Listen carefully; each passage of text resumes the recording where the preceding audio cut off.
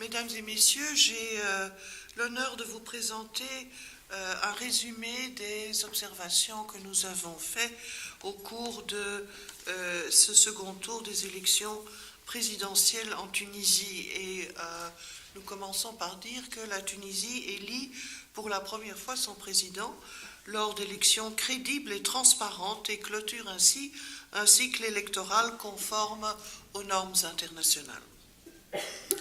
Pour la première fois dans l'histoire du pays, le peuple tunisien s'est rendu aux urnes pour élire un président lors d'élections pluralistes et transparentes.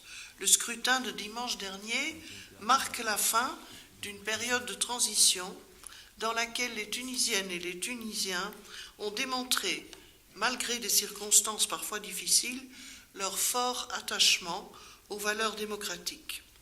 Le cycle électoral qui s'achève a également été rendu possible par les efforts combinés des acteurs politiques, de la société civile tunisienne et des institutions provisoires de la transition.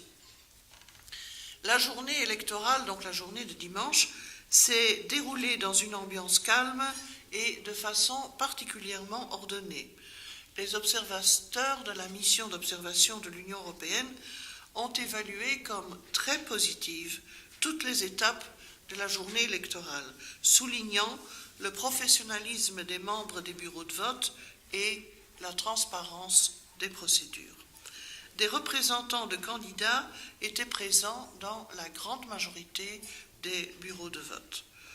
Comme lors des deux scrutins précédents, la campagne pour le deuxième tour s'est déroulée dans une ambiance sereine et sans incident notoire. Les libertés d'expression et de rassemblement ont été respectées et malgré la forte polarisation de la campagne et certains excès verbaux, les candidats se sont abstenus d'inciter à la violence. Le cadre légal régissant la pré-campagne et la campagne n'a pas entravé les candidats ni leurs activités. Tout au long du cycle électoral, l'ISI et ses branches régionales ont fait preuve d'impartialité, d'indépendance et de professionnalisme. Et l'expérience accumulée lors des scrutins précédents a permis à l'instance d'être particulièrement efficace dans l'organisation du deuxième tour des présidentielles. L'ISI a veillé à assurer la transparence du processus dans toutes ses phases, afin de garantir la traçabilité des résultats et de permettre leur vérification. Ainsi, l'accès des représentants des partis et des observateurs aux opérations de vote et de dépouillement a été garanti et l'instance s'est engagée à publier les procès-verbaux des bureaux de vote comme elle l'a déjà fait lors des législatives et du premier tour des présidentielles. En général, les deux candidats ont pu accéder librement aux médias. La plupart des médias audiovisuels observés ont interviewé les deux candidats et ont couvert leurs événements de campagne de manière équilibrée. Seul Nesma TV s'est écarté de cette tendance. La société civile a joué un rôle très important dès le début du processus et en amont du deuxième tour des présidentielles. Les missions d'observation nationale ont rappelé aux candidats l'importance de ne pas contribuer par leur discours à creuser les divisions entre les Tunisiens ni à provoquer des violences. Voilà, mesdames et messieurs, l'essentiel de nos observations que nous détaillons alors dans les pages qui suivent où nous procédons à une description plus détaillée de ce que nous avons pu observer concernant l'administration électorale, où nous disons par exemple que les instances régionales, les IRI, ont à l'initiative de l'ISI procédé à des changements d'affectation des présidents de bureaux de vote afin de réduire le risque de pression partisane, où nous disons que les IRI ont également remplacé 1,2% des membres des bureaux de vote alors que ce taux était de 2,5% après les élections législatives. Et que les dernières formations pour le personnel des bureaux de vote ont été largement dédiées à renforcer la compréhension des critères de validité des suffrages et à présenter les nouvelles mesures adoptées afin d'éviter toute tentative d'influencer les électeurs dans les centres de vote. Comme la décision de l'ISI de ne pas permettre à d'autres personnes que celles qui vont voter, qui ont voté, d'avoir accès aux préaux des écoles où le plus souvent les opérations de vote se sont déroulées, où étaient installés les bureaux de vote, nous avons demandé à nos missions locales, à nos équipes d'observateurs, d'évaluer spécifiquement cette mesure parce qu'elle avait été critiquée. Et nos observateurs, même les plus critiques, nous ont fait savoir que selon eux, cette mesure avait contribué au calme et à la sérénité des opérations. C'est aussi ce que nous avons cru constater nous-mêmes lors des visites que nous avons faites dimanche à différents bureaux de vote. Donc nous avons attaché une importance spécifique à cela parce que c'était une mesure nouvelle et qu'elle avait été critiquée, et donc nous avons voulu savoir comment nos observateurs l'ont évaluée. Et je vous donne leurs observations qui sont positives. Alors, vous trouvez aussi dans le texte une analyse plus détaillée concernant l'observation des médias, aussi bien des médias de la presse écrite que des médias audiovisuels, où nous avons pu constater que si, comme je le disais déjà, tous les médias ont accordé de l'attention, grosso modo équivalente généralement dans un rapport de 60 à 40%, aux deux candidats. Il y a quand même quelques exceptions, entre autres Nesma TV qui a négligé, pour ne pas employer un mot plus brutal, le candidat Marzouki, qui ne l'a même pas interviewé.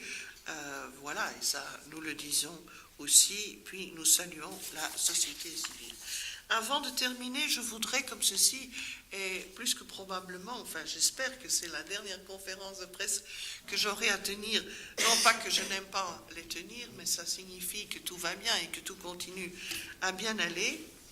Je voudrais vous dire tout d'abord que notre mission va continuer jusqu'à l'épuisement du contentieux éventuel. Nous allons voir s'il y a des recours et comment ils sont traités, mais je voudrais vous dire que nous tenons à exprimer nos remerciements au gouvernement de la Tunisie, parce que c'est lui qui nous a invités, qui a invité l'Union européenne à mettre sur pied une mission d'observation. Nous remercions l'ISI, l'AICA, le tribunal administratif et les IRI, ainsi que les partis politiques, les autres missions d'observation nationales et internationales et les organisations de la société civile, parce que nous avons pu avoir des contacts très fructueux, très ouverts, très transparents avec chacun d'entre eux, et cela nous a permis d'enrichir d'autant notre observation.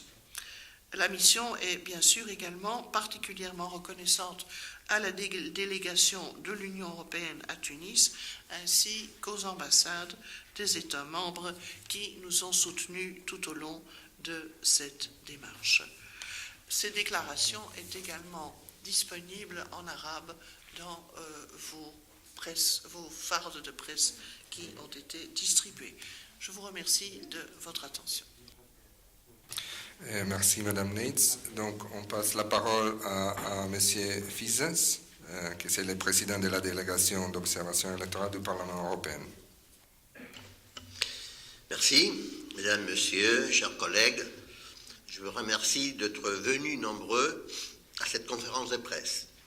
Votre présence aujourd'hui témoigne de l'intérêt des médias tunisiens envers les observations de la mission de l'Union européenne sur votre processus électoral et au sens plus large sur le développement de la démocratie dans votre pays. Je voudrais tout d'abord remercier les autorités tunisiennes qui ont invité le Parlement européen et l'Union européenne à observer ces élections présidentielles, ainsi que tous les Tunisiens pour leur accueil chaleureux et amical. La délégation du Parlement européen pour le deuxième tour, que j'ai l'honneur de présider, était composée de députés issus de différents groupes politiques. Comme pour le vote précédent, nous étions intégrés dans la mission d'observation électorale de l'Union européenne. En tant que parlementaire, le but de notre participation est d'apporter un regard et une appréciation politique tout en restant objectif et de compléter ainsi les efforts de la mission d'observation de l'Union européenne. Notre présence témoigne aussi de l'importance que le Parlement européen attache au soutien et à l'accompagnement par l'Europe de la transition démocratique de la Tunisie, une priorité politique importante pour le Parlement européen et pour toute l'Union. Pour la plupart d'entre nous, ceci est notre troisième visite à Tunis en quelques semaines. Pendant nos visites, nous avons eu des discussions franches et intéressantes avec les autorités, des dirigeants de partis politiques et avec les principaux acteurs de la société civile. Cela nous a permis de nous former une bonne idée du développement politique actuel en Tunisie. Je tiens d'ailleurs à féliciter le président sortant qui, par sa reconnaissance rapide des résultats officiels de l'ICI et son appel au calme, a fait honneur au comportement civique de tous les pays. La délégation du Parlement européen souscrit pleinement à la déclaration préliminaire très positive qui vient d'être présentée par ma collègue Annemie Netz, chef de la mission d'observation électorale de l'Union européenne. En effet, les jours de ce deuxième tour de l'élection présidentielle, nous avons pu constater une fois de plus que l'élection s'est déroulée d'une manière paisible, en dépit de quelques excès rhétoriques pendant la campagne électorale.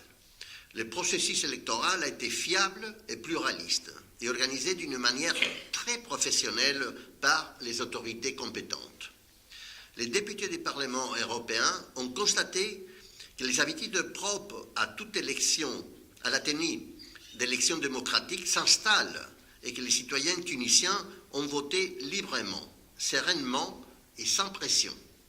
Nous nous réjouissons que ces développements, qui, une fois ancrés solidement dans la vie politique de la Tunisie, sont des garanties fortes pour la démocratie dans votre pays. L'ICI a fait un travail excellent et a pris beaucoup de précautions pour assurer une élection libre et crédible. Les membres du bureau de vote ont été remarquables tout au long de la journée électorale. Nous avons observé les suivis statistiques de la distribution par genre de votants, ce qui, avec les suivis de la participation par tranche d'âge, permettra dans le futur aux partis politiques, aux autorités électorales et à la société civile d'entreprendre des actions d'encouragement de la participation de jeunes et de femmes. Les élections organisées en vertu de la nouvelle constitution démocratique de la Tunisie marquent l'aboutissement de la période de transition politique de votre pays. Nous n'oublions pas que la voie a été ouverte par les Tunisiens eux-mêmes et rendue possible par la vigilance et l'engagement de leur société civile. Le peuple tunisien a de quoi être fier, car la Tunisie peut être un exemple pour d'autres pays de la région. La stabilité institutionnelle dont elle s'est dotée est indispensable à la prospérité à laquelle le peuple a droit. La Tunisie peut compter sur l'Union européenne et notamment son Parlement pour l'accompagner sur le chemin de la démocratie. Mesdames et messieurs, je vous remercie pour votre présence aujourd'hui avec nous.